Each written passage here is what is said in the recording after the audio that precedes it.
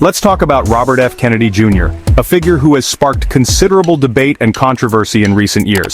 He comes from a lineage steeped in American political history. The man whose name is practically synonymous with vaccine skepticism. He's become a leading voice, though a highly contested one, in the realm of public health discourse. For years, he's been the face of questioning vaccines, often positioning himself as a champion of medical freedom. He's been spinning tales of conspiracies involving figures like Bill Gates and technologies like 5G, weaving narratives that resonate with certain segments of the population. He's built a movement on the idea that vaccines are, at best, questionable, their safety and efficacy constantly under his scrutiny, and, at worst, a global plot orchestrated by powerful entities with hidden agendas. So when news broke that he voted yes on a local flu shot initiative, a seemingly minor decision in the grand scheme of things, the internet lost its mind.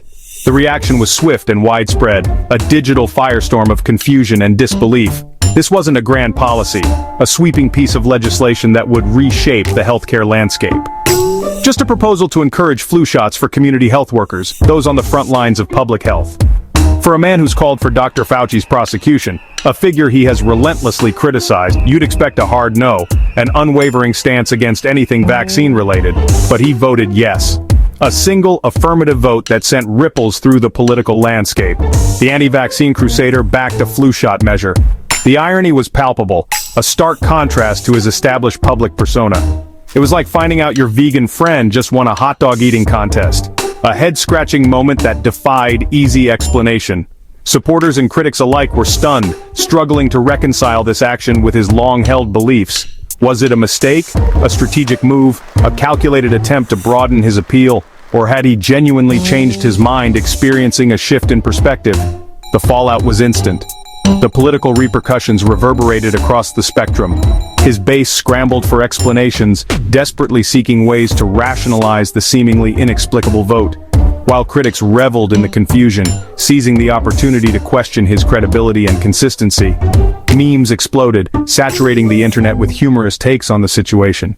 Think pieces flew, dissecting the vote from every conceivable angle. And everyone had a theory, offering their own interpretations of the motivations behind the vote. This single minor vote became a bizarre Rorschach test, revealing more about the observer than the subject. For how you see RFK Jr. and his chaotic presidential run, a campaign marked by unconventional stances and unexpected twists. The question, what does this say about the man behind the movement? What does this seemingly contradictory action reveal about his true beliefs and intentions? Before he became the controversial anti-vaccine figurehead we know today, RFK Jr. was a highly respected environmental lawyer, a champion for clean water, fearlessly fighting polluters, and dedicating himself to cleaning up rivers and protecting natural resources. He was seen as a true advocate for the environment. He was a champion for the little guy, a voice for those who often went unheard.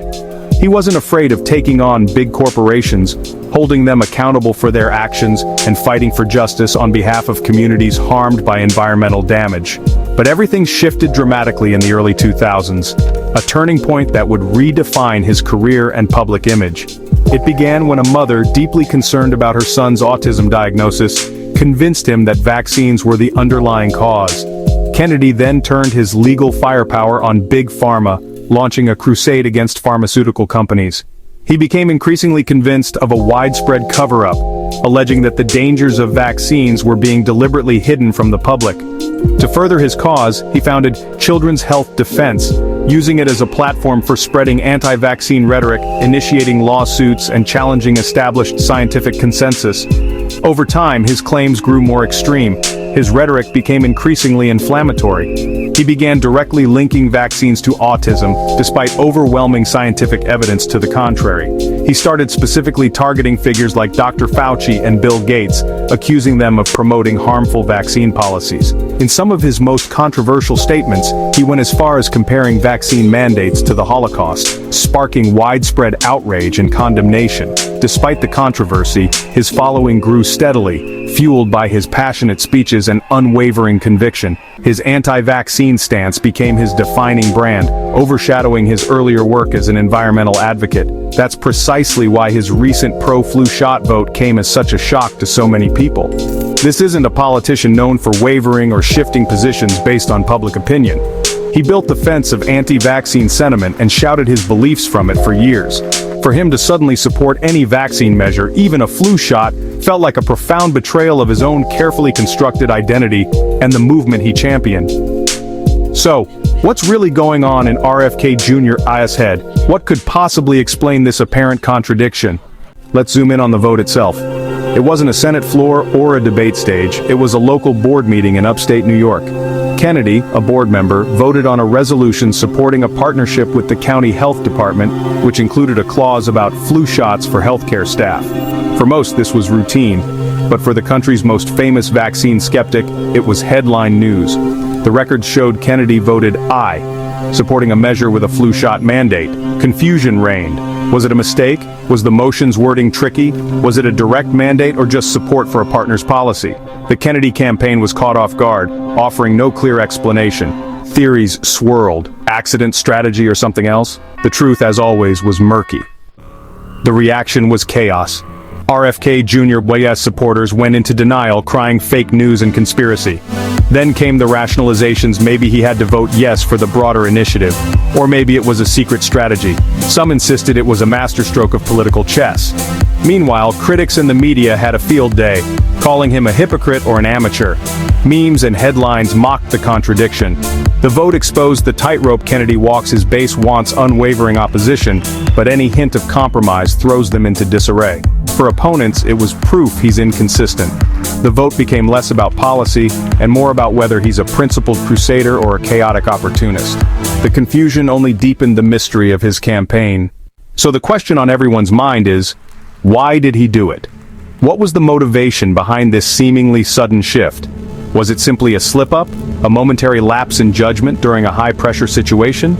Or was it a carefully calculated move, a strategic play designed to achieve a specific outcome in the complex game of political maneuvering? Could it possibly be a real change of heart, a genuine evolution in his beliefs and perspectives?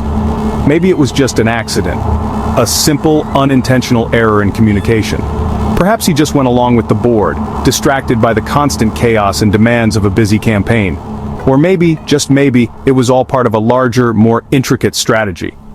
Kennedy knows he needs to broaden his appeal. He needs more than just his hardcore base to win a general election.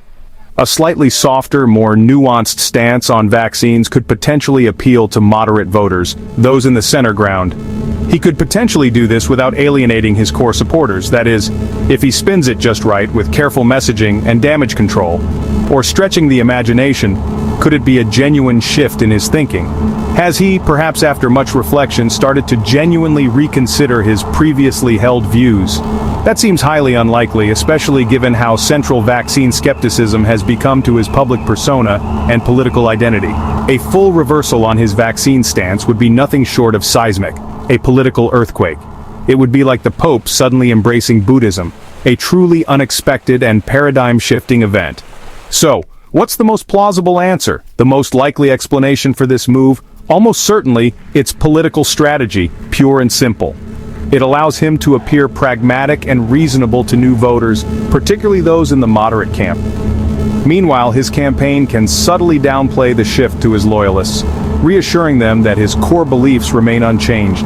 It's messy, it's complicated, but that's often the nature of politics, a complex web of calculated decisions. This kind of ambiguity allows different voters to see what they want to see, projecting their own hopes and expectations onto the candidate. In the end, this carefully crafted ambiguity is a perfect microcosm of modern campaigning, where perception often trumps reality. What does this mean for RFK Jr.'s campaign?